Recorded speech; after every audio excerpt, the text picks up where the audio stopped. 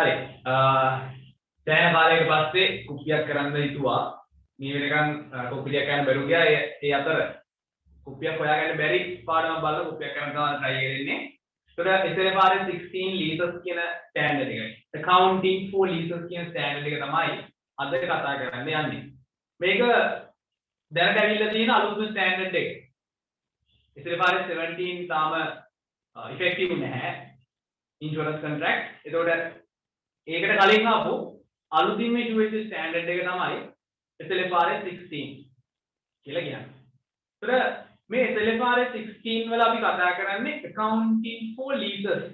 lease agreement එකකට කොහොමද අපි account තියන්නේ කියලා.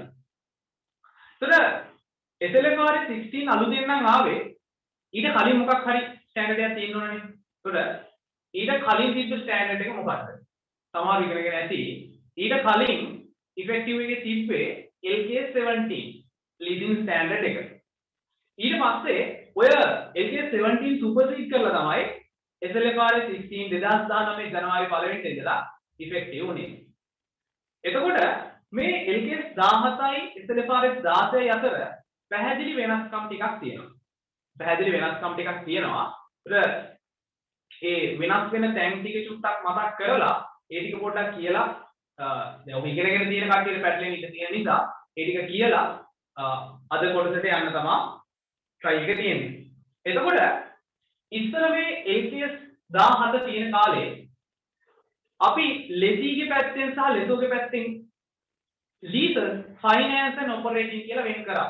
දැන් තාම දන්නේ නැහැ ලෙසී කියන්නේ කවුද ලෙසෝ කියන්නේ කවුද කියලා. ඒක අපි ඉස්සරහට බලමු. නිකන් අහගන්න. එතකොට ඔය වෙන් කිරීම හින්දා ඇති වුණා off balance sheet leases. මේ operating leases කියන එක අපි කිව්වේ off balance sheet lease එකක් කියලා ලෙසීගේ පැත්තේ. හේතුව උනේ අපි වස්තුම පාවිච්චි කරාට ඒ ගෙවන rent එක එහෙම නැත්නම් ඒ ගෙවන lease payment එක අපි දැම්මේ expense එකක් විදියට. එහෙනම් expense එකක් විදියට දානවා නම් ඒක balance sheet එක. එහෙම නැත්නම් statement of financial position එක ඇතුළට එන්නේ නැහැ. ඒ නිසා එතනින් ඇති වෙච්ච අඩුපාඩුව හරි ආර්ථික හරයක් නිරූපණය වෙන්නේ නැහැ කියන අඩුපාඩුව මගහරවන්න මේ SLFRS 16 කියන ප්‍රමිතය ඉෆෙක්ටිව් වුණා.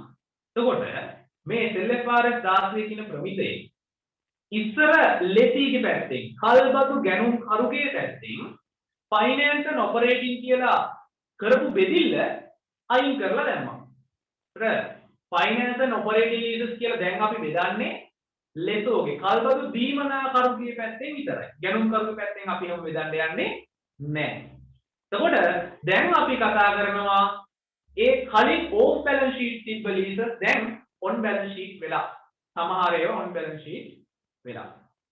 ඔන්න ඕක තමයි මේ ප්‍රමිත දෙකේ තියෙන ලොකුම වෙනස. LKS 17යි SLFRS 16 ගත්තාම ලෙසෝ accounting ලොකුවට වෙනස් වෙලා නැහැ. sale and lease back වෙනස් වෙලා නැහැ. මේ ස්ටෑන්ඩඩ් එකේ phases තුනක් තියෙනවා. අවධි තුනක් තියෙනවා. එකක් තමයි lessee accounting. එකක් තමයි lessee accounting. ඊට පස්සේ lessor accounting. අන්තිම phase එක sale and lease back. විකුණා ආපසු කල්බතු ගැනීම. මට අයිතිවත්කම මම විකුණලා ආපහු ඒක කල්බද්දට අරගන්නවා.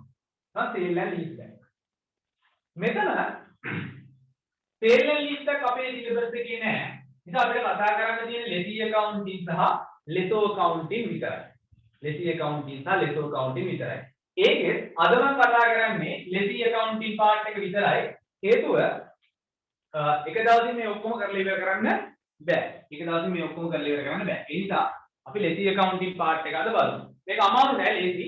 ඒ නිසා අපි මේ විදිහට යමු. හොඳයි.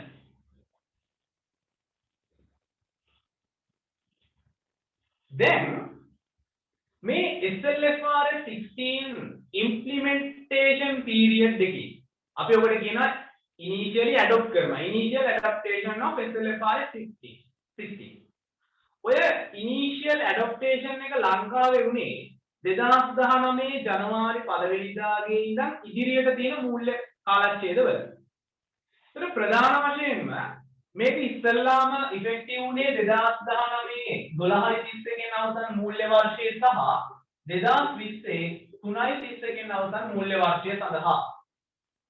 ඒතර මේ කාල සීමාව තුළ ඔඩිට් ෆර්ම් වල හිටපු කට්ටිය ෆුල් IFRS ඔඩිට් වල හිටපු කට්ටියට මේ ලීස් වර්කින් කරන්න ලීස් ඇකවුන්ටින් නියම හම්බෙලා ඇති. ඒ කාලේ ඇතිවෙච්ච ලොකු ප්‍රශ්නයක් තිබ්බා. ඒ තමයි අපි ලීස් එකක් විදිහට මොකක්ද සලකන්නේ?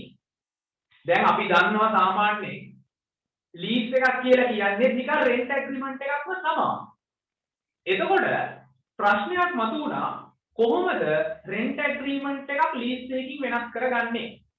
ඒ ප්‍රශ්නේ ඇති වෙන්න හේතුව උනේ LKS 17 ප්‍රමිතියේ තියෙද්දි අපි අර ඔපරේටිව් ලීසස් කියලා જાතියක් කිව්වනේ. ඒ කියන්නේ සාමාන්‍යයෙන් මම ගොඩනැගිල්ලක් කුලියට ගත්තාම අර මාසේ ගානේ කුලිය ගෙවනවා. ඒ ගෙවන කුලිය වියදම් විදියට සටහන් කරනවා. ඕක තමයි ඔපරේටිව් ලීස් එකේ උනේ. එතකොට ඒක තනිකර රෙන්ට් ඇග්‍රීමන්ට් එකක්මනේ. ඔන්න ඔය ප්‍රශ්නේ නිසා ඔපරේටිව් ෆයිනෑන්ස් දැන් SLFR 16 වල නෑ. එතකොට ගැටලුවක් මතුවුණා. අපි දැන් කොහොමද ඒ කලින් ඔපරේටිව් ලීසස් වලට අකවුන්ට්ස් තියන්නේ? ඔන්න ප්‍රශ්නයක් ආවා. ඔය ප්‍රශ්නෙට උත්තරයක් හොයන්න ඕනනේ. ඔය ප්‍රශ්නෙට උත්තරේ තියෙනවා SLFR 16 ස්ටෑන්ඩඩ් එකේ පැරග්‍රාෆ් නම්බර් 9 වල. පැරග්‍රාෆ් නම්බර් 9 වල ඩිෆයින් කරනවා ලීස් එක. ලීස් කියලා කියන්නේ මොකක්ද? ඒක ඩිෆයින් කරනවා. ඒ දවස්වල ෆර්ම් වල හිටපු කට්ටියට වෙලා ඇති මට උනා. අපිට උනා කම්පැනියේ පරණ තියෙන රෙන්ට් ඇග්‍රීමන්ට්, ලීස් ඇග්‍රීමන්ට් නෙමෙයි, වචනෙන්ම ලීස් ඇග්‍රීමන්ට් නෙමෙයි රෙන්ට් ඇග්‍රීමන්ට්. රෙන්ට් ඇග්‍රීමන්ට් අරගෙන අර පැරග්‍රාෆ් නම්බර් 9 වල තියෙන ක්‍රයිටීරියාස් ටික ෆුල්ෆිල් වෙනවද කියලා චෙක් කරන්න. එතකොට ඒක ලීස් කොන්ට්‍රැක්ට් එකක් නෙමෙයි. හැබැයි නිකම්ම රෙන්ට් ඇග්‍රීමන්ට් එකක්. ඔය රෙන්ට් ඇග්‍රීමන්ට් එක ඇතුලේ තියෙනවා ලීස් එකක්. වචනෙන් කියලා නෑ මේක ලීස් එකක් කියලා. හැබැයි ඒ කොන්ට්‍රැක්ට් එක ඇතුලේ තියෙනවා ලීස් එකක්. සමහර කොන්ට්‍රැක්ට් තිබ්බ මේක ලීස් කොන්ට්‍රැක්ට් එකක් කියලා උඩින්ම ගහලා තියෙනවා. Lease agreement. ඒකම ගහලා තියෙනවා. ඒ අවුලක් නෑ ඒක ලීස් ඇග්‍රීමන්ට් එකක්. හැබැයි සමහර ඇග්‍රීමන්ට් තියෙනවා ඒක නිකම්ම රෙන්ට් ඇග්‍රීමන්ට් එකක්. හැබැයි ඒක ඉවැලුවේට් කරන් යද්දී අපිට තේරුණා ඒක ඇතුලේ ලීස් එකක් තියෙනවා. එහෙනම් ඔය ඩෙෆිනිෂන් එක ඇතුලේ තියෙනවා ලීස් එකක් තියනවද නැද්ද කියලා අපිට හොයාගන්න ඕන ක්‍රයිටීරියා ටික. ඉවැලුවේට් කරන්න ඕන ක්‍රයිටීරියා ටික. එතකොට ඔයාලා ලීස් ඩෙෆිනිෂන් එක බලුවොත් ලීස් ඩෙෆිනිෂන් එකේ කියනවා ලීස් එකක් කියන්නේ මොකක්ද කියන එක. ලීස් ඩෙෆිනිෂන් එකේ තියෙනවා. එතකොට අපි අපේ ප්‍රසන්ටේෂන් එකේ බැලුවොත් මේක මෙන්න මෙහෙම කියනවා. මම එකින් එක ගන්නවා. ඒක මෙහෙම කියනවා. Lease agreement, lease එක කියලා කියන්නේ an agreement between two parties. හරිද? මොකක්ද කියන්නේ? It is an agreement between two parties. එහෙනම් parties දෙකක් ඉන්නවා. එකයි දෙකයි. It is an agreement between two parties to hire an asset. හරි. මොනවා කියලා කියනවා. එතකොට මේ parties දෙකෙන් එක්කෙනෙක් තමයි කල්බද්දක දෙන කෙනා අනිත් එක්කෙනා කල්බද්ද ගන්න කෙනා. එහෙනම් එක්කෙනෙක් කල්බද්දක දෙන කෙනා. කල්බද්දක දෙන කෙනාට අපි කියනවා lessor. කල්බද්දක ගන්න කෙනාට අපි කියනවා lessee. එහෙනම් මේක ඇග්‍රීමන්ට් එකක්. මේ ඇග්‍රීමන්ට් එකේ ආවරණය වෙන කාලච්ඡේදයක් තියෙනවා. අපි හිතමුකෝ 5 years කියලා ආවරණය වෙන කාලච්ඡේදයක් තියෙනවා. ඉතින් මේ කාලච්ඡේදය තුල ලෙසෝ මොකද කරන්නේ? එයා ගාව තියෙන වත්කමක භාවිතා කරන අයිතිය දෙනවා ලෙසීට. මොකද්ද දෙන්නේ? වත්කමේ අයිතියද? නෑ. right to use. භාවිතා කරන්න විතරයි. පාවිච්චි කරන්න විතරයි. පාවිච්චි කරලා ආපහු දෙන්න කියලා. මට කියන කැත උදාහරණ දෙන්න පුළුවන්. හැබැයි හරි නැති හින්දා මම කියන්නේ. හිතාගන්න. හරි. පාවිච්චි කරලා ආපහු දෙන්න කියලා ඔන්න දෙනවා ලෙසිට. නිකන්ද දෙන්නේ? නෑ නිකන් නෙමෙයි. ඒ වෙනුවට ලෙසිගෙන් මුදලක් අය කරගන්නවා කන්සිඩරේෂන් එකක්. කන්සිඩරේෂන් එකක්. මේ කන්සිඩරේෂන් එක තමයි ලීස් පේමන්ට්. Lease payment. එහෙනම් මොකද්ද වෙන්නේ? යම් නිශ්චිත කාලච්ඡේදයක් තුල වත්කමක භාවිත අයිතිය ලබා ගැනීම වෙනුවෙන් අපි ලීස් පේමන්ට් එකක් කරනවා. ලීස් පේමන්ට් එකක් කරනවා. ඔන්නෝම කොන්ට්‍රැක්ට් එකක් තමයි ලීස් කොන්ට්‍රැක්ට් එකක් කියලා කියන්නේ. දැන් එතකොට අපිට පේනවා මේක දිහා බලද්දී අපිට වත්කමක භාවිත අයිතිය ගන්න නම් වත්කමක් තියෙන්න ඕන. ඊට පස්සේ ලෙසිනේ වත්කමේ පාවිච්චි කරන්න අයිතිය හම්බ වෙන්න ඕන. නීත්‍යානුකූල අයිතිය නෙමෙයි පාවිච්චි කරන්න අයිතිය හම්බ වෙන්න ඕන. එහෙනම් ඒ වගේ දේවල් ටිකක් මේ කතන්දරය ඇතුලේ තිබ්බා. එතකොට පොඩි ඩිසිෂන් ක්‍රයිටීරියා එකක් හදාගන්න පුළුවන් ලීස් එක මොකක් හරි ඇග්‍රීමන්ට් එකක ලීස් එකක් තියෙනවද නැද්ද කියලා හොයාගන්න. මේක නෝට් එකක් දාගමු. මේකේ අපි මේකේ නැහැ. හැබැයි ඒක වැදගත්. අපිට ඇග්‍රීමන්ට් එකක ලීස් එකක් තියෙනවද කියලා බලන්න අද ප්‍රධාන වශයෙන් සරලව ගත්තොත් ඉවැලුවේට් කරන ක්‍රයිටීරියා තුනක්. අංක 1 අපි බලනවා identifiable asset එකක්. එහෙම නැත්නම් identified asset එකක් තියෙනවද කියලා. identified asset එකක් තියෙනවද කියලා. හඳුනාගත හැකි වත්කමක් තියෙනවද කියලා. හරිද? identified asset එකක් නැත්නම් not a lease. එහෙමනම් lease එකක් නෙමෙයි. හරිද? identified asset එකක් නැත්නම් ඒක lease එකක් නෙමෙයි. ඊට පස්සේ identified asset එකක් තිබ්බත් මදි මේ identified asset එකේ substantially all of the economic benefit මේක පාවිච්චි කරලා ගන්න තියෙන ඔක්කොම economic benefit ටික ගන්නේ ලෙසීද එහෙනම් අන්න ඒකත් අපි බලනවා. ඊට පස්සේ obtain all substantial economic benefit ඔක්කොම benefits ටික ගන්නේ ලෙසීද. එහෙනම් මෙතන years වෙන්න ඕන. years. ඊට පස්සේ identified asset එකක් තියෙනවා. හැබැයි economic benefits ටික ගන්නේ ලෙසී නෙමෙයි. එහෙනම් ඒ lease එකක් වෙන්නේ නැහැ. identified asset එකක් තියෙනවා. all substantial economic benefits ටික ලෙසී ගන්නවා. හැබැයි ඊළඟට අපි බලන්න ඕන ලෙසීට පුළුවන් ද වත්කමේ භාවිතය තීරණය කරන්න direct the use. මම වාහනයක් ලීස් එකට ගන්නවා. direct use කියලා කියන්නේ ඒකෙන් යන්නේ කොහෙද කාවද දාගෙන යන්නේ කොහෙන්ද තෙල් ගහන්නේ අන්න ඒ වගේ දේවල් මට තීරණය කරන්න පුළුවන් වෙන්න ඕන. ඒක තමයි direct in the use. එතකොට substantially all economic benefits තියෙනවා. හැබැයි අපිට භාවිතය තීරණය කරන්න බෑ. නම් ඒ ලීස් එකක් වෙන්නේ නැහැ. එහෙනම් මේ ක්‍රයිටීරියා තුනම fulfill වෙනවා නම් identifiable asset එකකුත් තියෙනවා. substantially all economic benefits දෙවි ගන්නවා. එයා control කරන්නත් පුළුවන්. එහෙම නැත්නම් direct කරන්නත් පුළුවන්. එහෙමනම් ලීස් එකක්.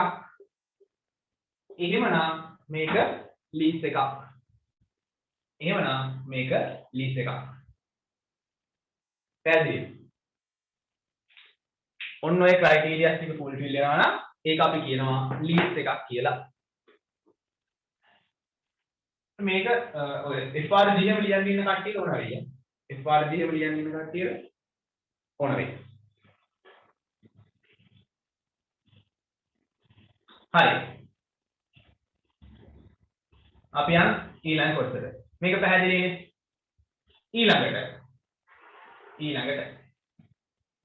දැන් අර ලෙසෝ කියලා දෙන්නේ කතා කරන්නේ කවුද ලෙසි? කල්බදු ගැනුම් කරු. ඒ කියන්නේ භාවිත අයිතිය තියෙන කෙනා.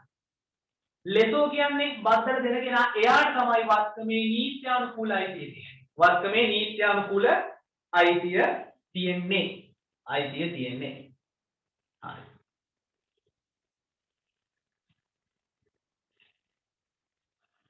එහෙනම් මේක හරියට මම මේක මකනවා. දැන් අපි එනවා accounting part එකට. දැන් අපි list එකක් තියනවාද කියලා හඳුනාගත්තා. මේක හඳුනගන්නේ as per paragraph number 9. මෙතන list එකක් තියනවා කියලා හඳුනාගත්තට පස්සේ අපි යනවා හරිද? අපි යනවා accounts තියන්න. අපි යනවා accounts තියන්න. හරිද? list එකක් තියනවා කියලා හඳුනාගත්තට පස්සේ මේකෙදි මතක තියාගන්න ඕන මේ SLFRS 16 වල lease recognition criteria අදාළ වෙන්නේ නැති leases වර්ග දෙකක් ගැන ප්‍රමිතියම කියනවා. ඒ කියන්නේ scope exemptions කියලා අපි කියන්නේ. scope exemptions කියලා අපි කියනවා.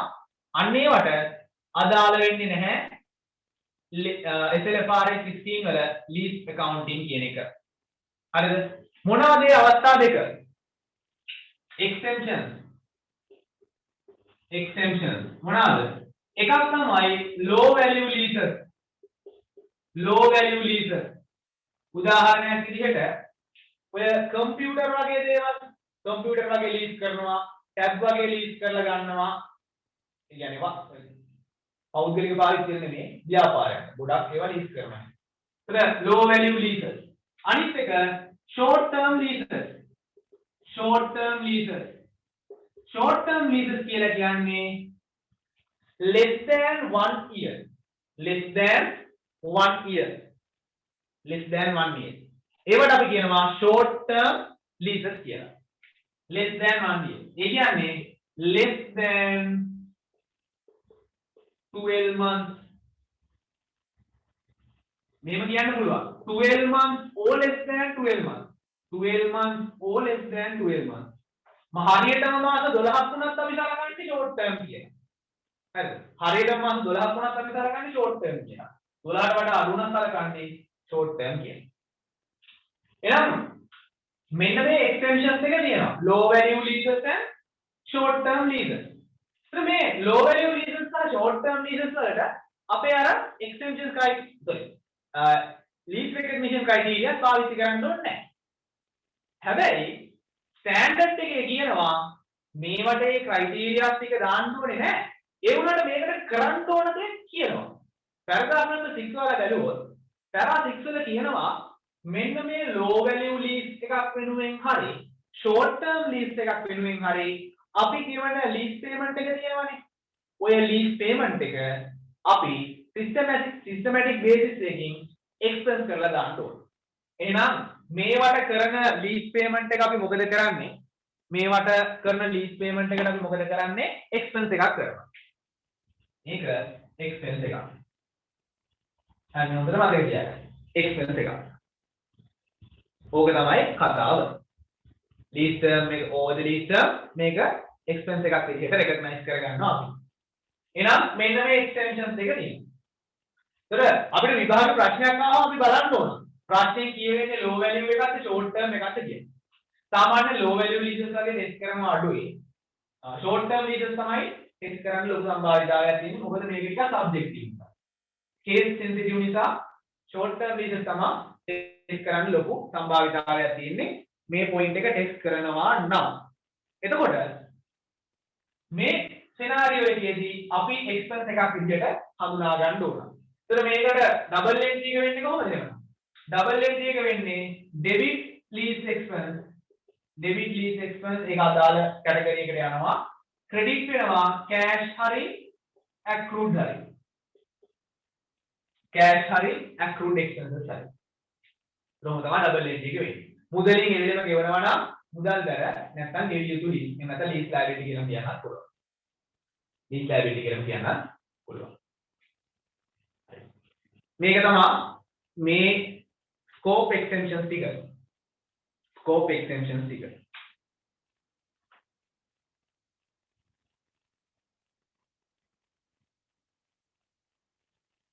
හරි. මේක පැහැදිලිනේ. මේක පැහැදිලි කියලා මම හිතනවා. ඒ වගේ ප්‍රශ්නවත් දීලා නැහැ. ඒ නිසා අවුලක් නැහැ.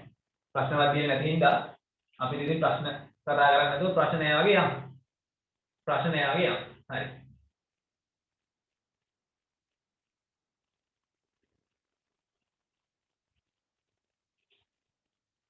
දැන් එතකොට අපි මොකද කරන්න ඕන? දැන් අපි කරන්න ඕන මෙන්න මේ low value leases for short term leases හැර අනිත් ඒවා පොත්වලට හඳුනා ගන්න ඕන.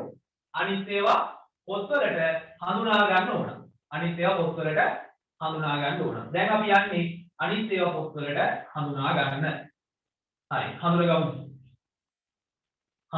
මේක තමයි වැදගත් කොටස. මේක ඉතා වැදගත්. මේක තමයි ගොඩක් කට්ටියට ප්‍රශ්නේ වෙලා තිබෙන්නේ. ඒ දවස්වල තිබ්බ ප්‍රශ්නේත් මේක තමයි. short term lease වලට example. මම building එකක් lease කරනවා. එහෙම නැත්නම් building එකක් rent එකට ගන්නවා. හරියටම අවුරුද්දකට. නැත්නම් මම වාහනයක් lease කරලා ගන්නවා. හරියටම අවුරුද්දකට. එහෙම නැත්නම් මාස 6කට 7කට 8කට වගේ. මොනම example එකක් තමයි. ඒ කියන්නේ short term lease එකක් කියලා කියන්නේ මාස 12කට වඩා අඩු කාල සීමාවක් වෙනුවෙන් ප්‍රශ්නයක් අහලා තියෙනවා සටහන් වල පෙන්වන්න ඕනද කියලා. ඔව් සාමාන්‍යයෙන් අපි සටහන් වල පෙන්නනවා. මෙන්න මෙච්චර amount එකක් අපි expense එකක් විදිහට P&L එකේ දාලා තියෙනවා short term leases renewing කියලා. එහෙම පෙන්නනවා. මේක අපේ මම මතක හැටියට presentation එකේ දාලා තිබ්බා example එකක් annual report එකකින් අරගෙන ඒකෙත් තිබුණා.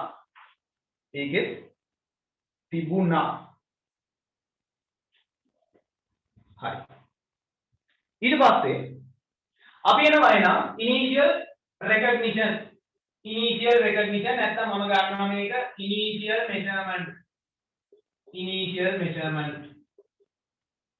measurement. හරි.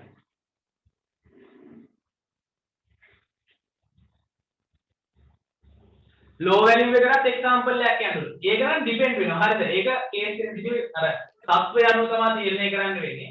සාමාන්‍යයෙන් ඕකට IFRS 16 වල දීලා තියෙන උදාහරණයක් තමයි අපි කම්පියුටර් වගේ කියන වටිනාකමින් අඩුවත්කම් underlying asset එකේ identified asset එකේ වටිනාකම සාපේක්ෂව අඩුයි. අනිත් ඒවාට සාපේක්ෂව ගොඩක් අඩුයි. අන්න ඒ වගේ ඒවා අපි කියනවා දැන් ප්‍රමාණාත්මක භාවය කියලා කතන්දරයක් කියන්නේ. අන්නේ ප්‍රමාණාත්මක භාවය අනුව සලකලා බලද්දී මේ වත්කම් වල අගය ඉතාම අඩුයි.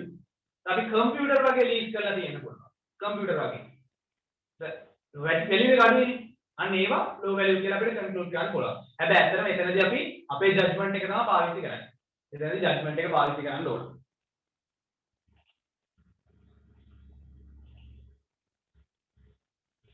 හරි.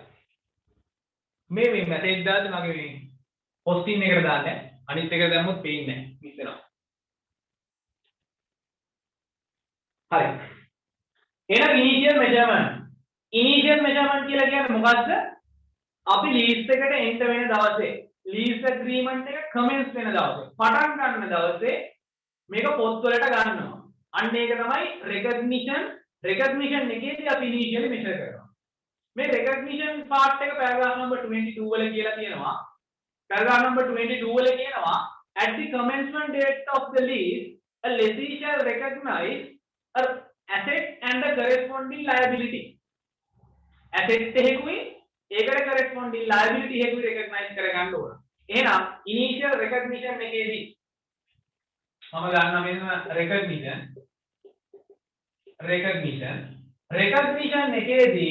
recognition එකේදී අපි asset එකකුයි ඒකට corresponding liability එකකුයි recognize කරගන්න ඕන. ඒකට corresponding liability එකකුයි අපි recognize කරගන්න ඕන. දැන් අපි ඉගෙන ගන්නනේ conceptual framework එකේ economic resources and claims කියලා. මේ asset එක තමයි economic resource එක. ඒකට ලෙසෝ කරන claim එක තමයි lease liability. ඌ කියනවා මේක අපෝ මටනේ අයිති. අන්න ඒක කියන්නේ. lease liability. එහෙනම් asset එක ඇති උනේ අපි මේ විදිහට ණයට ගත්ත හින්දා. එහෙනම් අපි asset එකේකුයි liability එකකුයි recognize කරනවා at the commencement date of the lease. පටන් ගන්න දවසේ. මේ asset එකට අපි කියනවා right of use asset. right of use asset භාවිත අයිතිය වත්කම්. එහෙම නැත්නම් වත්කම භාවිතා කිරීමට ලැබෙන අයිතිය. මෙතනදී හම්බෙන්නේ ඇත්තටම වත්කම නෙමෙයි, වත්කම පාවිච්චි කරන්න තියෙන අයිතිය. වත්කම පාවිච්චි කරන්න තියෙන අයිතිය. එතකොට මෙතන මෙජර් කරන්නේ වත්කමේ පිළිවෙල නෙමෙයි, වත්කම පාවිච්චි කරන්න අපිට හම්බෙන අයිතියේ පිළිවෙල. හොඳට ඔළුවට දාගන්න. වත්කමේ පිළිවෙල නෙමෙයි අපි මෙතනදී කතා කරන්නේ, වත්කම පාවිච්චි කරන්න අපිට හම්බෙන අයිතියේ පිළිවෙල.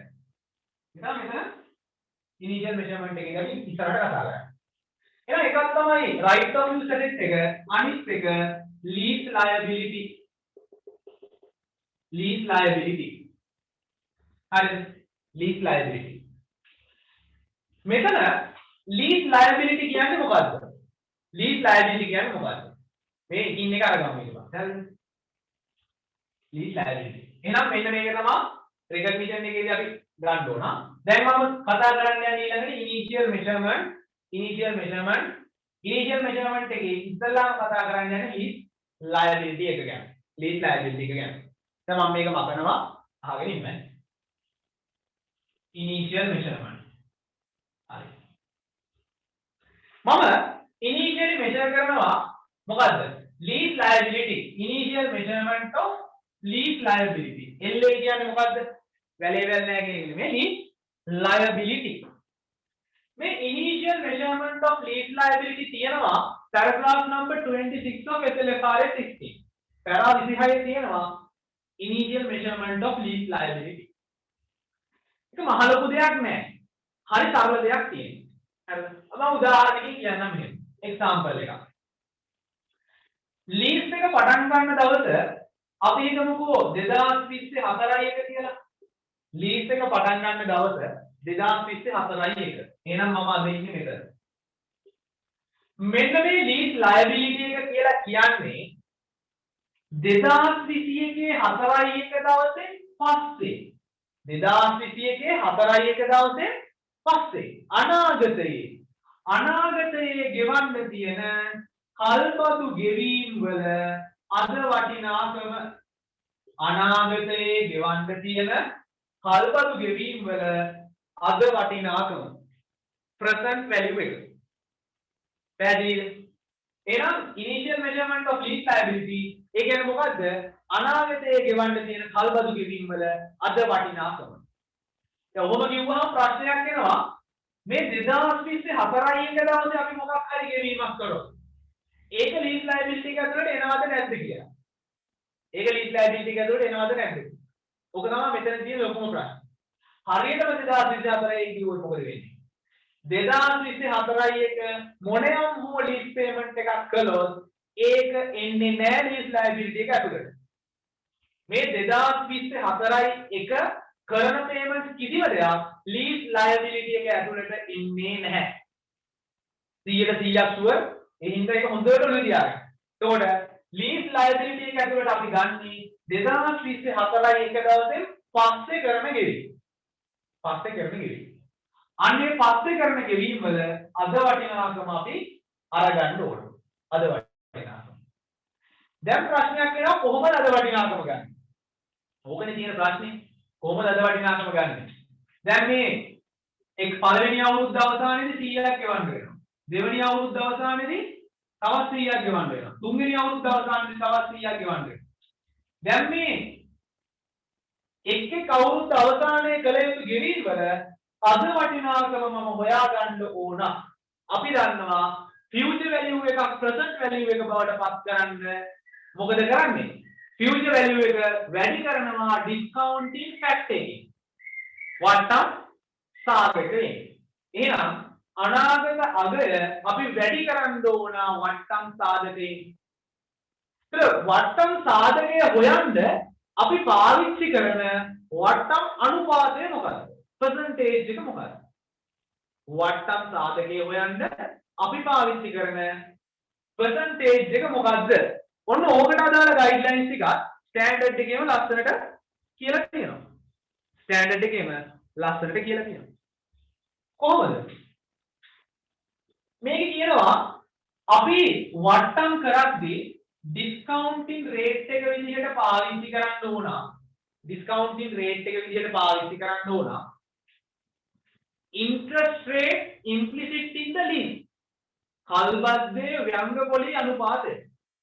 Interest rate implicit in the lease. In absence of the implicit interest rate, we need to use the lessee's incremental borrowing rate.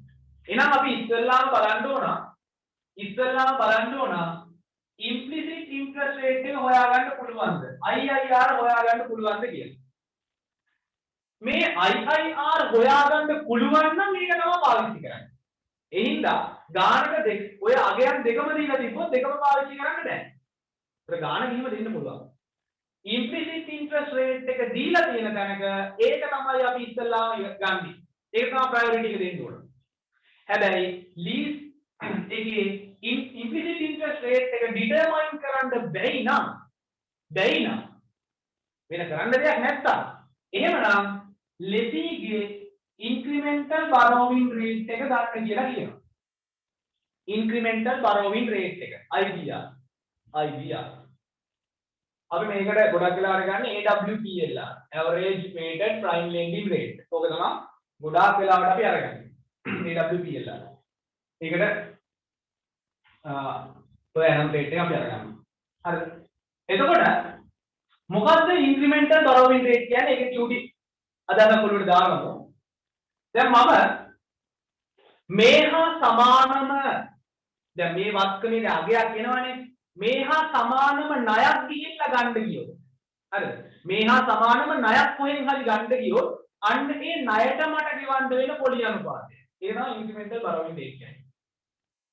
මේ හා සමානම ණයක් මම කොහෙන් හරි ගන්න ගියොත් ඒකට සමාන වටිනාකමකින් යුක්තව අන්න ඒකට මට ගෙවන්න වෙන ණය පොලි අනුපාතය තමයි incremental borrowing rate එක කියලා කියන්නේ.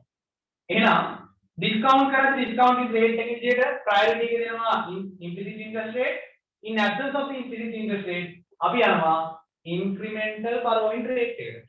incremental borrowing rate එකට. හරිනේ. එතකොට අපි present value එක හොයන්නේ කොහොමද?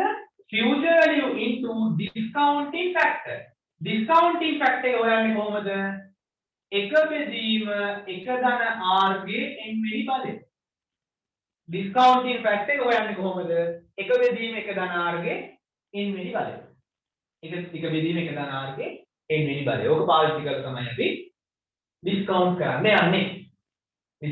යන්නේ. හරි. එහෙනම් මේ වෙනකම් මේ කිව්ව කතන්දරේ පැහැදිලි කියලා මම හිතනවා. මේ වෙනකම් කිව්ව ටික පැහැදිලි කියලා මම හිතනවා. හරි. දැන් ඔයාලට මෙහෙම ප්‍රශ්නයක් ඇති වෙන්න පුළුවන්. මට මතකයි අපේ ලෙක්චර් එකේ වෙලේදී මේ ප්‍රශ්නේ අහුවා. ඒ තමයි දැන් අපි මේ හැම විටම උපකල්පනය කරන්නේ මේ පේමන්ට් එක සිද්ධ වෙන්නේ වර්ෂ අවසානයේ කියලානේ. මේ පේමන්ට් එක ලීස් පේමන්ට් එක සිද්ධ වෙන්නේ වර්ෂ අවසානයේ කියලා තමයි අපි උපකල්පනය කරන්නේ. එතකොට කවුරු හරි අහුවා මට මතකයි වර්ෂයේ මුලදී වුණොත් දැන් පේමන්ට් එකක් කරන එක වර්ෂය අවසානයේදී වෙනවා කියලා එකක් කොහෙවත් නැහැ. හරිද? පේමන්ට් එක වර්ෂයේ මුල වුණොත් මොකද වෙන්නේ කියලා. ඔන්න ඕක ඊටාම වැදගත් සංකල්පයක්. මොකද අපි මේ තියරි ඉගෙන ගත්තී හැමතිස්සෙම කතා කරන්නේ වර්ෂය අවසානයේදී පේමන්ට් එක වෙනවා කියන්නේ. නැත්නම් මාස අවසානයේදී පේමන්ට් එක වෙනවා කියන්නේ. හැබැයි ඉන් ප්‍රැක්ටිස් මේ ලීස් පේමන්ට්ස් හැම එකම වෙන්නේ මාසෙ මුල. හැම ලීස් පේමන්ට් එකක්ම වෙන්නේ මාසෙ මුල. එතකොට අපි හැම විටම බලන්නේ මාසෙ මුල. එතකොට ඒකට දෙන උත්තරේ තමයි මෙන්න මෙහෙම. පේමන්ට් එක අවුරුද්ද අන්තිමේ වෙනවා නම් කිසි ප්‍රශ්නයක් නැහැ. අපි ඔය මෙතඩ් එකට කියනවා payment made in arrears method. payment made in arrears. ඒ කියන්නේ කාලච්ඡේදයේ අවසාන දවසේ තමයි payment එක කරන්නේ. හැබැයි කාලච්ඡේදයේ මුල් දවසේ අපි payment එකක් කරනවා නම් ඒකට අපි කියන්නේ payment made in advance method. payment made in advance method. වසර මුල කරනවා නම්. එතකොට වසර මුල කරනවා නම් account තියෙන විදිය වෙනස් වෙනවා. amortization එක වෙනස් වෙනවා. හැමදේම වෙනස් වෙනවා. ඒක මම කතා කරන්නේ නැහැ. හරිද? ඒක වෙනස් වෙනවා. කාට හරි ඒක ඕන නම් මට මෙසේජ් දෙන්න මම කියලා දෙන්නම්. හැබැයි මොකද අපිට ඒක කතා කරේ නැති නිසා මම කතා කරන්නේ නැහැ. ඒක පරීක්ෂා කරන්න නැති වෙයි කියලා අපි හිතනවා. ඒකට දැනට අපි දන්නේ වසර අන්තිමේදී වෙන විදිය. ඒක දැනගෙන අපි ඉස්සරහට යමු. වසර මුල වෙන එකට අපි නොයමු. වසර මුල වුණොත් තියෙන විදිහේ වෙනසක් සිද්ධ වෙනවා. තියෙන විදිහේ වෙනසක් සිද්ධ වෙනවා. හරි. දැන් මේ වෙනකන් ටික පැහැදිලිනේ. මේ වෙනකන් ටික පැහැදිලි. දැන් අපි බලන්න ඕන මොනවාද මේ ෆියුචර් ලීස් පේමන්ට්?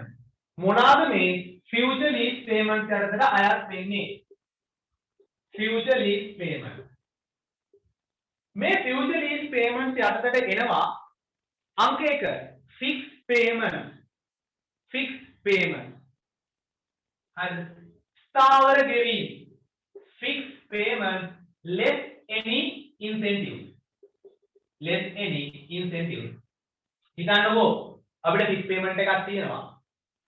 දැන් මේව හිතන්නකෝ මම අවුරුදු 5කට අවුරුද්දකට ලක්ෂ ගාණක් ගෙවන්න ඕන. අවුරුද්දකට ලක්ෂ ගාණක් අවුරුදු 5ක් ගෙවන්න ඕන. හැබැයි පළවෙනි අවුරුදු දෙකේ මෙන්න මේ ලක්ෂයක් ගෙවන්න ඕනේ නැහැ. යාලා ඉන්සෙන්ටිව් එකක් දෙනවා 20000ක්. පළවෙනි අවුරුදු දෙකේ 80000ක් විතරයි ගෙවන්න ඕනේ. පළවෙනි අවුරුදු දෙකේ 80000ක් විතරයි ගෙවන්න ඕනේ. එහෙනම් ෆික්ස් පේමන්ට් එක ලක්ෂයයි ඉන්සෙන්ටිව් එක 20000යි ඒක අඩු කරාම 80000යි. පළවෙනි අවුරුදු දෙකට අපි ෆික්ස් පේමන්ට් එක විදියට ගන්න එනකොට 80000. පැහැදිලි. ඔක තමයි fix payment less any lease incentive කියලා කියන්නේ. ඒ විතරක් නෙමෙයි. variable payment. variable payment හැබැයි මේක ඉතාම විශේෂ දෙයක් තියෙනවා. මේ variable payment එක depend වෙන්න ඕන index or rate. මේක depends on index or rate. index or rate. මොකක් හරි අනුපාතයක් හරි දර්ශකයක් හරි මත payment එක vary වෙනවා නම් වෙනස් වෙනවා නම් ඒක අපිට lease liability එක ඇතුළට දාන්න පුළුවන්. හැබැයි සමහර variable payments තියෙනවා මේ index එකක් මතවත් rate එකක් මතවත් නෙමෙයි වෙනස් වෙන්නේ. උදාහරණයක් විදිහට මම lease එකට enter වෙන දවසේ ලෙසෝ කියනවා ඔයාගේ sales මෙන්න මෙච්චරකට වඩා වැඩි වුණොත් ඔයා මෙන්න මෙච්චරක අතිරේක ගෙවීමක් කරන්න ඕන. ඔයාගේ sales මෙන්න මෙච්චරකට වඩා වැඩි වුණොත් ඔයා මෙන්න මේ වගේ අතිරේක ගෙවීමක් කරන්න ඕන. එහෙම කියනවා ලෙසෝ. ඒක ඩිපෙන්ඩ් වෙන්නේ මොකක් හරි ඉන්ඩෙක්ස් එකක් හරි රේට් එකක් හරි හරියටද? නැහැ. ඒ වගේ පේමන්ට් එකක් වේරියබල් පේමන්ට් එකක් තමයි. හැබැයි ඩිපෙන්ඩ් වෙන්නේ ඉන්ඩෙක්ස් එකවත් රේට් එකවත් මත නෙමෙයි. ඒක ඩිපෙන්ඩ් වෙන්නේ වත්කමේ performance එක මත. අන්න ඒ වගේ මේ ඉන්ඩෙක්ස් එකක් හෝ රේට් එක මත ඩිපෙන්ඩ් වෙන්නේ නැති වේරියබල් පේමන්ට් එකක් තියෙනවා නම් ඒක ලීස් ලයබිලිටි එක ඇතුළට ගන්න බෑ. ඒක යනවා P&L එකට. එක්ස්පෙන්ස් එකක් විදිහට. ධර්ම කාලයකදී වියදමක් විදිහට යනවා. මුදල් මතක තියාගන්න. මෙතනට වේරියබල් පේමන්ට් එකක් විදිහට අපි ගන්නේ ඉන්ඩෙක්ස් එකක් හරි රේට් එකක් හරි මත පේමන්ට් එක වේරි වෙනවා නම් විතරයි. උදාහරණයක් විදිහට මාකට් රෙන්ටල් රේට් එක මාකට් එකේ රෙන්ටල් රේට් එක අවුරුද්දකට 105 ගානේ වැඩි වෙවි යනවා. අන්න එහෙම වැඩි වෙවි යනවා නම් අපිට පුළුවන් ඒ වේරියන්ස් එක මේක ඇතුළට ඉන්ක්ලූඩ් කරන්න. ඒතර පළවෙනි අවුරුද්දේ පේමන්ට් එක මෙච්චරයි. ඕකට වේරි වෙනවා 100ට මෙච්චරකින්. ඒතර දෙවෙනි අවුරුද්දේ පේමන්ට් එක මෙච්චරයි. එහෙම යන්න පුළුවන්. ඒතර ඒ වගේ මොකක් හරි ඉන්ඩෙක්ස් එකක් හරි රේට් එකක් හරි මත නම් අපිට ඒක ගන්න පුළුවන්. හැබැයි මේක පරීක්ෂාවට ලක් කරන්නේ නැහැ. අපේ කිසිම ගානකවත් ඕක දාලා නැහැ. ඊළඟ එක payment to be made under guaranteed residual value GRV guaranteed residual value එක මත කරන්න ඕන payment. මේක ඊටාම confusing area එකක්. ඒකට හේතුව තමයි එක එක තැන්වල එක එක විදිහට මේ guaranteed residual value එක අර්ථකථනය කිරීම. එක් ගුරුවරුන් එක් ආකාරයේ අර්ථකථනයන් දෙනවා. එක් පොත්පත් එක් ආකාරයේ අර්ථකථනයන් දෙනවා. එතකොට guaranteed residual value කියන එක පොඩක් confusing part එකක්. හරිද? එතකොට මම මේ අනිත් දේවල් ටික තේරෙන පැත්තකින් තියෙන ලෙක්චර් එක උගන්වපු විදිහට මේක පැහැදිලි කරන්න. හරිද? ලෙක්චර් එක උගන්වපු විදිහට පැහැදිලි කරනවා මොකද මේ විදිහට ලකුණක් වෙන්නේ. අනිත් තැන් වල කොහොම තිබ්බත් උගන්වපු විදිහට අපිට ලකුණු එන්නේ. ඒ හින්දා guaranteed residual value එක අපිට උගන්වද්දී කියා දුන්නේ මේ lease term එක අවසානයේදී හරි අපේ lease term එක අවුරුදු 4යි නම් ඔය lease term එක අවසානයේදී අපිට මේ වත්කමේ නෛතික අයිතිය ownership එක අපිට අරගන්න. නෛතික අයිතිය අපිට අරගන්න කළ යුතු ගෙවීම. එහෙම තමයි guaranteed residual value එක define කරේ අපිට. මොකද lease term එක අවසානයේදී වත්කමේ අයිතිය අපි අරගන්න කළ යුතු ගෙවීම. මේකේ ස්ටෑන්ඩඩ් එක කියන්නේ මෙන්න මේක. ස්ටෑන්ඩඩ් එකේ ඔය කළ යුතු ගෙවීම කියන කතාව කියනවා. හැබැයි වත්කමේ අයිතිය ගන්න කළ යුතු ගෙවීම කියලා කතාව වෙන්නේ නැහැ. ස්ටෑන්ඩඩ් එක කියන්නේ මේ ඉන්නේ ලෙසි මේ ඉන්නේ ලෙසෝ හරිද? මේ ලෙසි හරි වෙනත් third party එකක් හරි ලෙසෝට ගැරන්ටි වෙනවා lease term එක. කල්පතු කාලයේ අවසානයේදී මේ වත්කම මෙන්න මෙච්චරක් වටිනවා. මේ වත්කම මෙන්න මෙච්චරක් වටිනවා කියලා ගැරන්ටි කරනවා. ඔන්නෝක තමයි guaranteed residual value එකට දීලා තියෙන නිර්වචනය. එතකොට මේක IFRS 16 කියන context එකේදී global context එකේදී apply වෙන්නේ වෙනම ආකාරයකට. අපි පොඩ්ඩක් පැත්තකින් කියලා මේ විදිහට අහන්න. එතකොට වැඩි හිතන්න දෙයක් නැහැ මේකේ. මේ guaranteed residual value එකක් තියෙනවා නම් ඒ මත කළ යුතු ගෙවීම lease term එකේ අවසානම අවුරුද්දේ. අවසාන අවුරුද්දේ payment එක විදිහට දාලා discount කරලා ගන්නයි තියෙන්නේ. වෙන කිසි දෙයක් නැහැ. ඊළඟට payment to be made under purchase option. Purchase option. Exercise price of the purchase option. එතකොට මේ කියන්නේ lease term එක අවසානයේදී අපිට මිලදී ගන්න option එකක් තියෙනවා. මේ වත්කම මිලදී ගන්න option එකක් තියෙනවා. එතකොට ඇත්තටම දැන් ඔය කතන්දරේ වෙන්නේ මෙන්න මෙහෙම දෙයක් වෙන්නේ. මට තේරෙන හැටි. exercise option එක කියලා කියන්නේ අපිට තියෙනවා අයිතියක් option එකක් අවස්ථාවක් දීලා lease term එක අවසානයේදී වත්කමේ අයිතිය අපිට අරගන්න. අපි කරන්නේ මේ guaranteed residual value amount එක ගෙවලා මේ purchase option එක exercise කරනවා. ඒ කියන්නේ සල්ලි දීලා ගන්නවා. එතකොට මෙතනදී වෙන්නේ මේ දෙක combine වීම. purchase option එකයි guaranteed residual value එකයි පොඩක් combine වෙනවා වගේ වැඩක් වෙනවා. guaranteed residual value එක ගෙවලා අපි වත්කම සල්ලි දීලා ගන්නවා. වත්කම දීලා වත්කමේ අයිති ගන්නවා. සල්ලි දීලා. ඔන්නෝම තියෙන්නේ නැහැ. ඊළඟට penalties මොනවා හරි ගෙවන්න තියෙනවා නම් term ඒ කියන්නේ අපි lease එක මැද්දෙන් නැවැත්වීම වෙන්නේ. අපිට මෙතනින් එහාට lease එක එපා. ඔයාගේ මගේ සම්බන්ධය අතින් ඉවරයි. කියලා එහෙම terminate කරනවා නම් අන්න එතකොට ගෙවන්න වෙන penalty එක. දැන් අපි හිතමුකෝ උදාහරණ ගන්නත් බෑ මේවා කමන්නේ. අපි හිතමු මේ ඉන්න x නැමැති පුද්ගලයෙක් මේ ඉන්නවා y නැමැති කාන්තාවක්.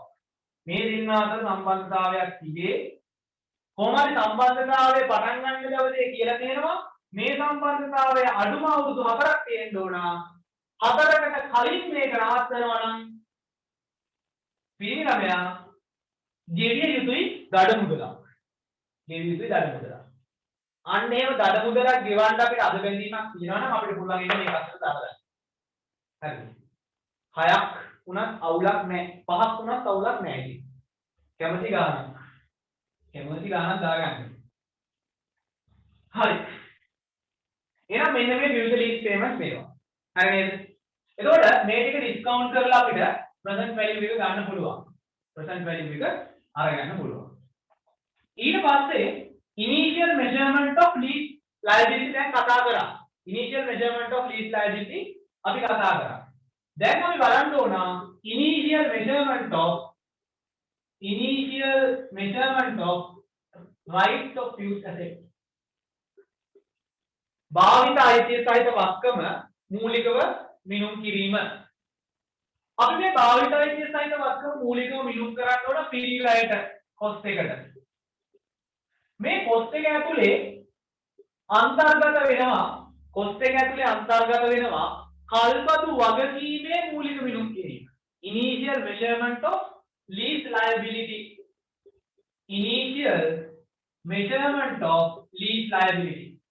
දැන් උත්තර ගන්න කතා කරමු.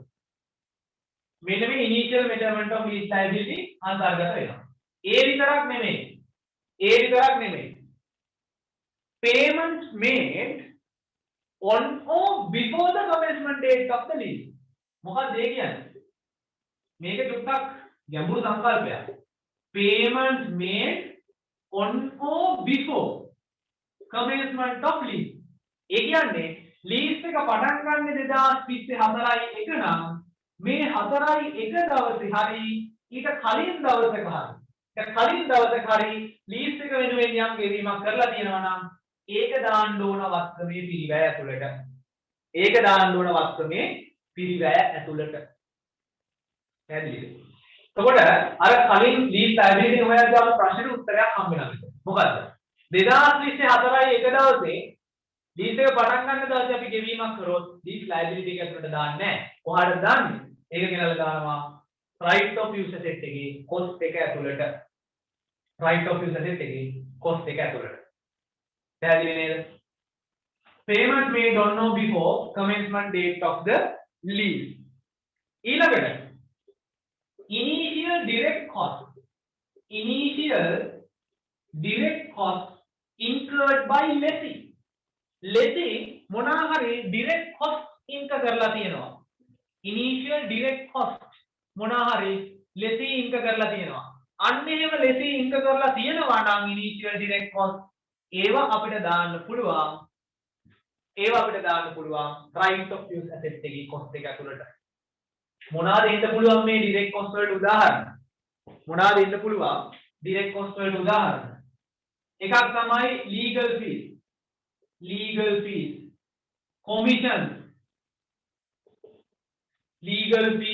commissions, ඊට පස්සේ ඔය givisum recording එක දාන්න.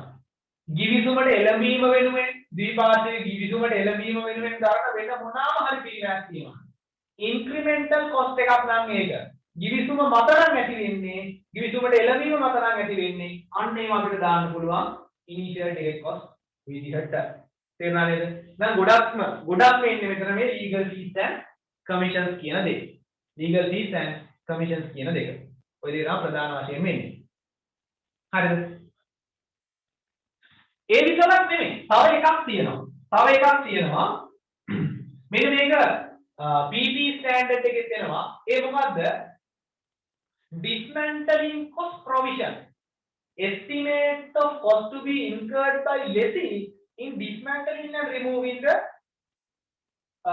underlying asset. අපි කියනවා මේකට සරලව dismantling cost provision.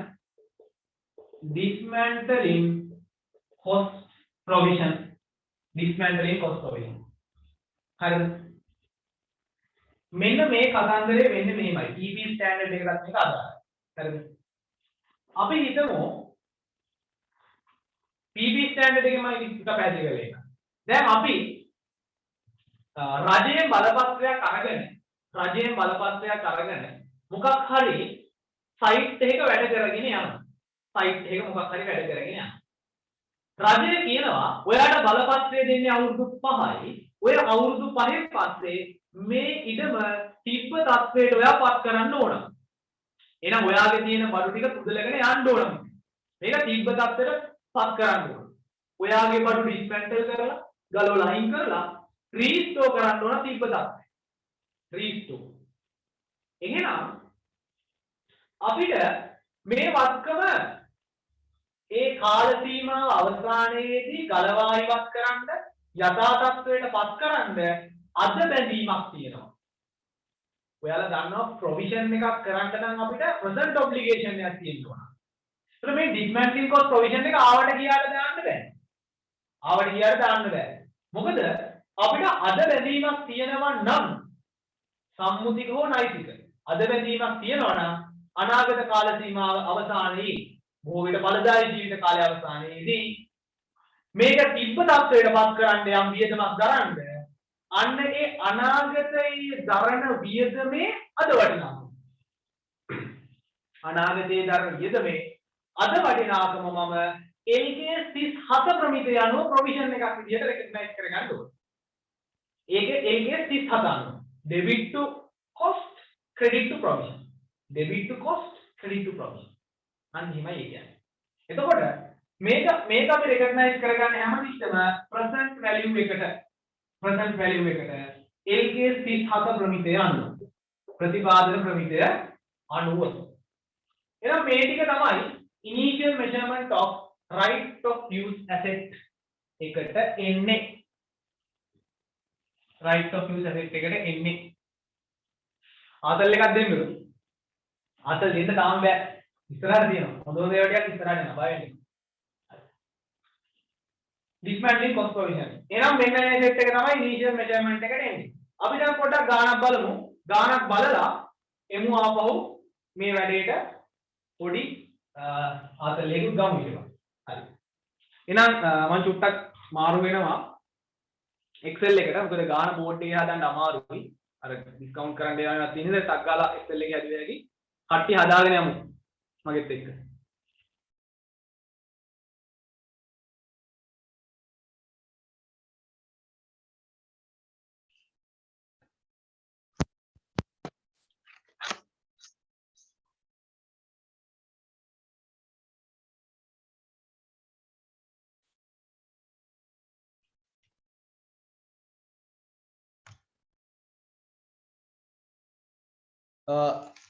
course manual එකේ පළවෙනි ගාන හදන්නේ course manual එකේ පළවෙනි ගාන හදන්නේ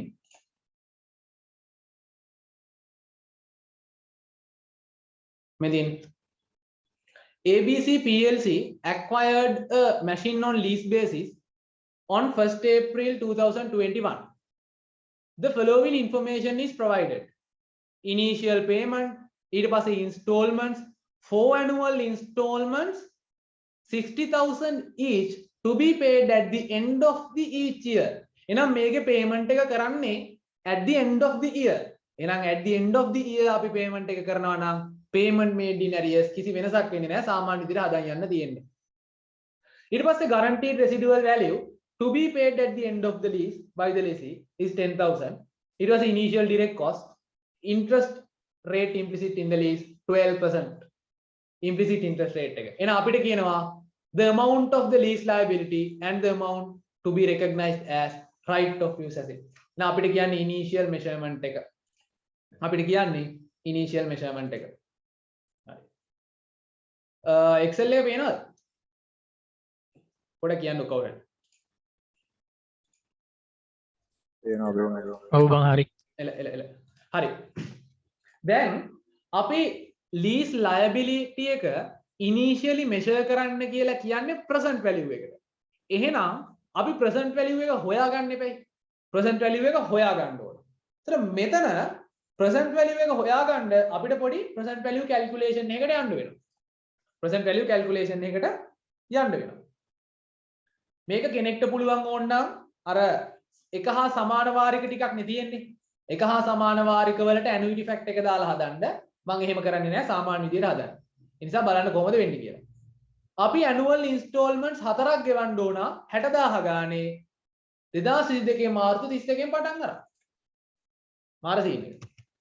බලමු 31යි 3යි 2022 ඉඳලා පල්ලෙහාට යන්න තියෙන්නේ. අවුරුදු 4ක්. අවුරුදු 4ක්. හරිද? එහෙනම් 60000 ගානේ තමයි ගෙවන්න තියෙන්නේ.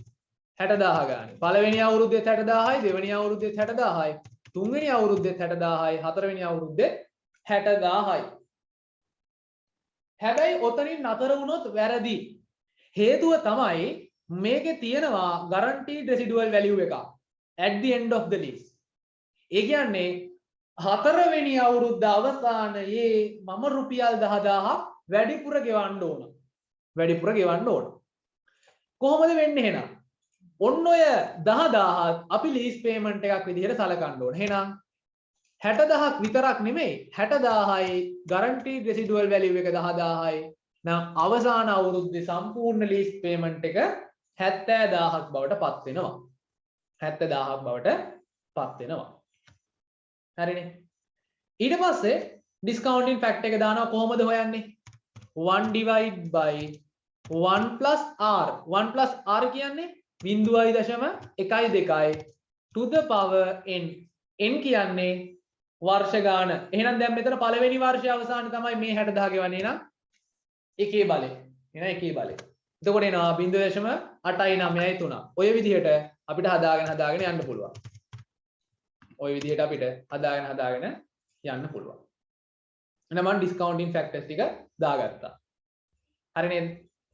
ඊට පස්සේ ප්‍රසන්ට් වැලියු එක ගන්න ඕන කොහොමද ෆියුචර් පේමන්ට් එක මල්ටිප්ලයිඩ් බයි ඩිස්කවුන්ටින් ෆැක්ටර් මේ විදිහට මෙහෙම හදාගෙන යද්දී අවසාන අවුරුද්දේ වැලියු එකක් ගත්තට පස්සේ ප්‍රසන්ට් වැලියුස් වල එකතු වෙනවා 1,88,596ක්. මේ 1,88,596 තමයි ඉනිෂියල් ලීස් ලයබිලිටි එක. ඉනිෂියල් ලීස් ලයබිලිටි එක.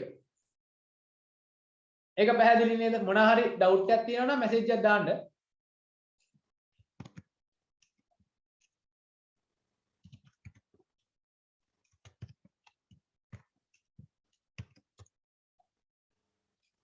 හරි.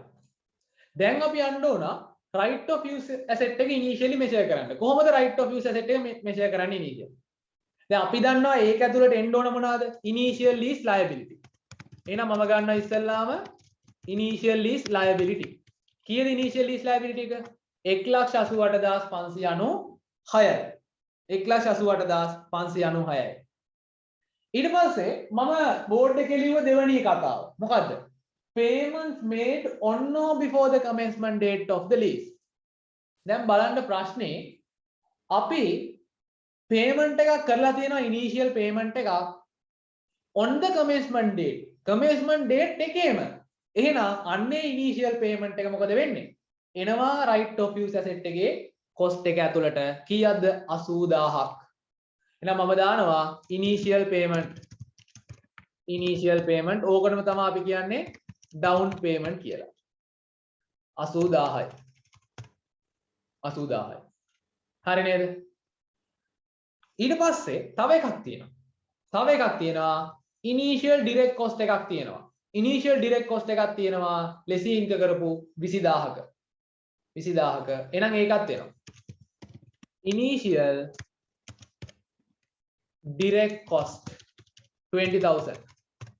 initial direct cost 20000. එහෙනම් ඔච්චරයි තියෙන්නේ. dismantling cost provision එකක් ගැන කියන්නේ නැහැ. එහෙනම් අපිට ටක් ගාලා එකතුව ගන්න පුළුවන් 2,88,596ක් එනවා. මොකද්ද? initial lease liability එක. right of use asset එකේ initial measurement එක. right of use asset එකේ initial measurement එක. දැන් මේවට කොහොමද double entries එන්නේ? අපි ඒ ටික චුට්ටක් බලමු. පළවෙනියටම initial lease liability එකේ double entry එක වෙන්නේ මොකද්ද? debit වෙනවා right of use asset. debit to right of use asset 1,88,596යි. credit to lease liability 1,88,596යි. 1,88,596යි. ඊට පස්සේ initial payment down payment එක right of use asset එකේ කොටසක් බවට පත් වෙනවා. ඒ නිසා debit to right of use asset 80000යි. credit to cash දැන් අපි සල්ලි වලින් ගෙවලා කියලා හිතමු. credit to cash 80000යි. ඊළඟට initial direct cost එක ඒකත් එහෙමයි. debit to right of use asset 20000යි. credit to කොහටද? cash. credit to cash 20000යි. ඔන්න ඔහම තමයි double entry ටික එන්නේ.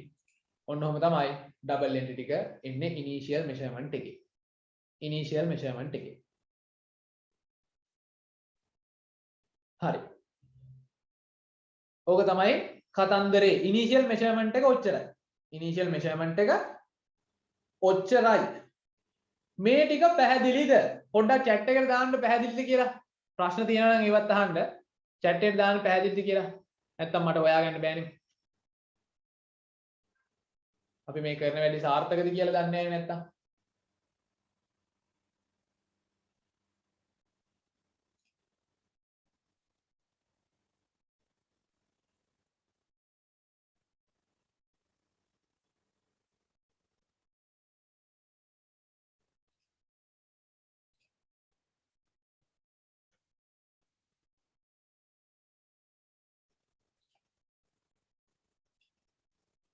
හරි ඉන්බොක්ස් මෙසේජ් එකක් ආවා පැහැදිලි කියලා.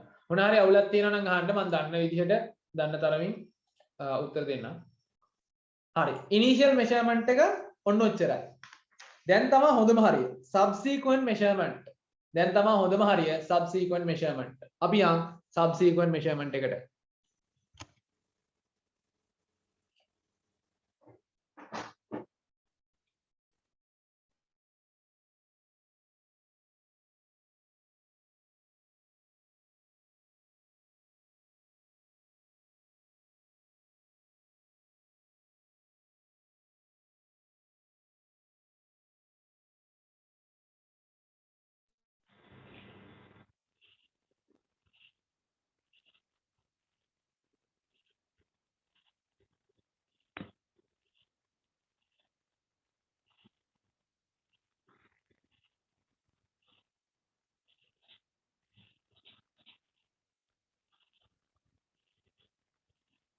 හරි මේ ප්‍රශ්නයක් අහලා තියෙනවා බලමු.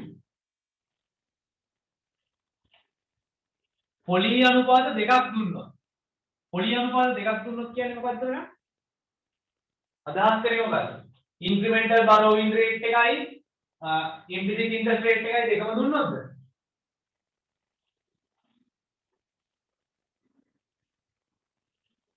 හරි. ඒක වෙන්නේ මෙහෙමයි. අපි ඩිස්කවුන්ට් කරන්න යද්දී ඉස්සල්ලාම බලන්න ඕන ඉම්ප්ලිසිට් ඉන්ටරෙස්ට් රේට් එක තියනවාද කියලා. ඉම්ප්ලිසිට් ඉන්ටරෙස්ට් රේට් එක තමයි ෆස්ට් ප්‍රයොරිටි එක දෙන්නේ. ඉම්ප්ලිසිට් ඉන්ටරෙස්ට් රේට් එකක් නැත්නම් මේක ඇබ්සන්ට් නම් විතරයි අපි යන්නේ ඉන්ක්‍රිමෙන්ටල් බරෝවින් රේට් එකට.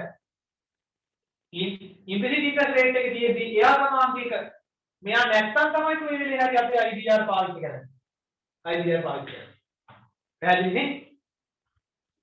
හරි දැන් තමයි හොඳම ටික subsequent measurement